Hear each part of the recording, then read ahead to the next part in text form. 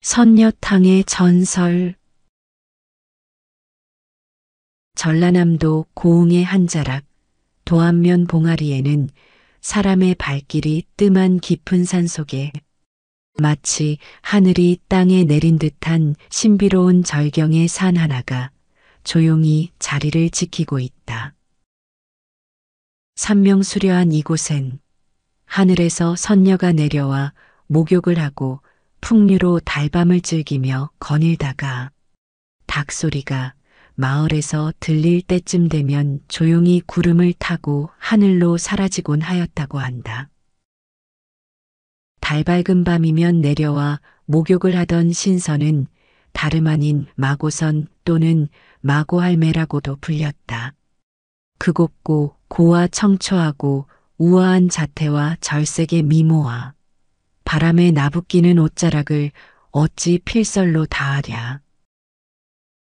보름달이 환하게 비치고 산새도 조용한 어느 날 밤, 잔잔한 물소리와 함께 마고선은 청탄 옥류에 몸을 풀고 한 줌 이물을 쥐어 온몸에 적시고 목욕을 하기 시작하였다. 눈빛처럼 희고 고운 살결에 부딪혀 부서지는 달빛 때문에 더욱 수락산 숲속은 고요하였다. 이때 아랫마을 부잣집에 나이 40이 되도록 장가도 못 가 홀로 독수 공방하며 살고 있는 머슴이 있었다. 지금껏 장가도 못 간 건 자신이 못난 것 때문이라며 매일 신세 타령만 하고 있었다. 그러던 어느 날 밤 머슴은 큰 마음을 먹기 시작했다. 수락산에 밤마다 선녀가 내려온다는데 구경이나 해볼까? 다음 날 밤 머슴은 수락산 선녀가 목욕하던 곳을 찾아가 나무 그늘에 숨어 있었다.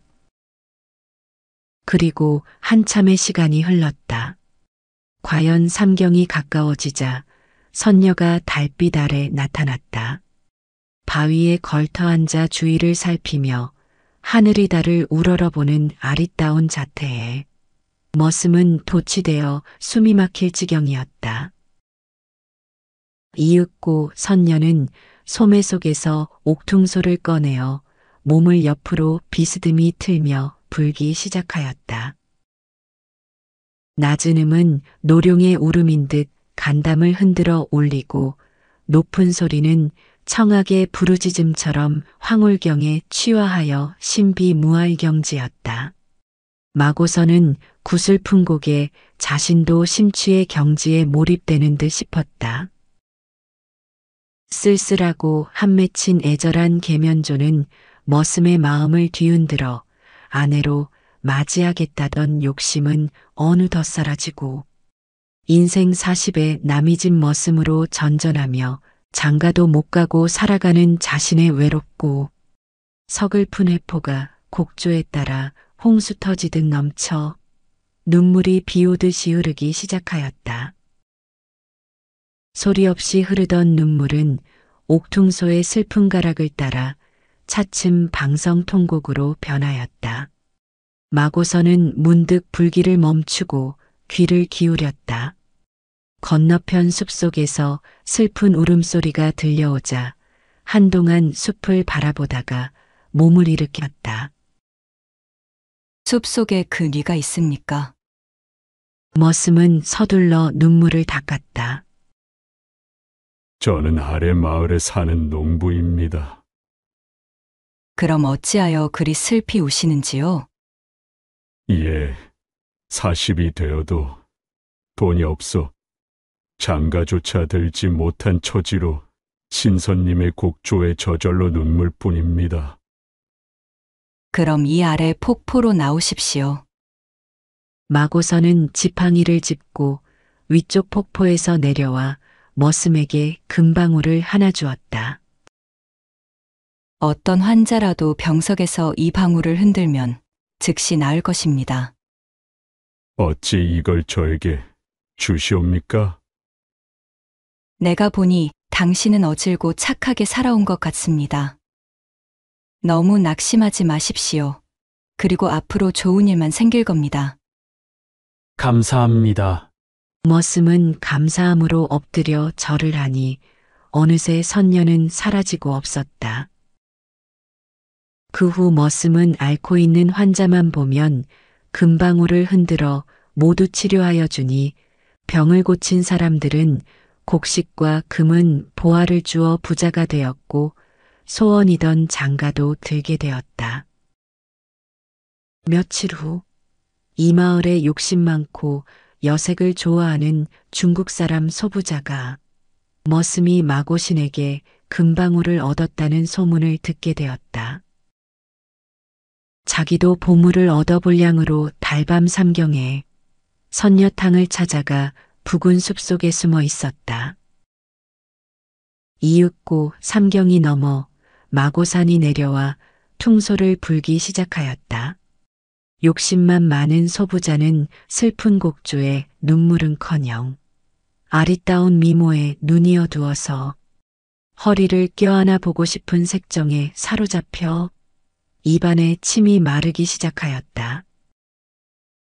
퉁소를 불던 마고선은 이제 서서히 물을 찾아 옷을 벗고 목욕을 하기 시작하니 숲속의 소부자는 참지 못하고 선녀탕 가까이 걸어 나와 목욕하는 모습을 노골적으로 바라보았다. 한참 목욕을 하던 선녀는 갑자기 돌아서더니 에그머니, 누구신데 그리 훔쳐만 보고 있는 거요? 선녀를 훔쳐보다 들켜버린 소부자는 웃으며 이렇게 말했다. 낭자, 저는 돈도 많고 마을에서 부자입니다. 낭자를 처음 보고 반했습니다. 저랑 혼인하여 주십시오. 그럼 뒷날 퉁소 소리가 나거든 찾아오십시오. 하고는 서둘러 옷을 입고 승천하고 말았다.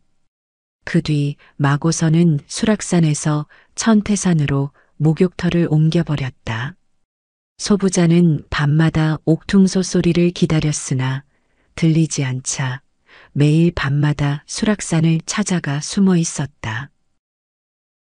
소부자가 선녀를 기다리고 있다는 소문이 멀리 퍼져나가자 나주고을에 퉁소를 짤 불던 기생이 부자를 속여 골탕을 먹일 생각으로 수락산을 찾아갔다. 그리고 능나금수 고운 맵시에 퉁소를 끼고 계면조로 하늘 불기 시작하였다. 옳지. 오랜만에 왔구나. 소부자는 숲속을 헤치며 걸어 올라갔다. 청초한 맵시로 앉아 부는 퉁소 소리는 흰 구름이 가고 물이 흐르듯 하여 소부자를 유혹하기에 부족함이 없었다. 숲속에 숨어 있던 소부자는 용기를 내어 선녀가 앉은 바위 밑까지 올라갔다. 아래, 그 누구십니까? 선녀는 시치미를 뚝 떼고 물었다. 아래 마을에 사는 사람입니다. 그대가 천년 불로주를 먹고 신선이 되고 싶거든. 내일 저녁에 아무도 몰래 돈 100냥을 준비하여 이곳으로 찾아오십시오. 소부자는 이상히 여겨 다시 물었다. 근데 선녀가 돈이 왜 필요하신가요? 선녀로 변장한 기생은 정체가 드러날까 조마조마했다. 이보시오. 그 정도의 정성도 없다면 어찌 하늘의 선물을 받을 수 있겠소? 그렇게 아까우면 돌아가시오. 그러나 소부자는 선녀의 미모에 사로잡혀 속아 넘어가고 있었다.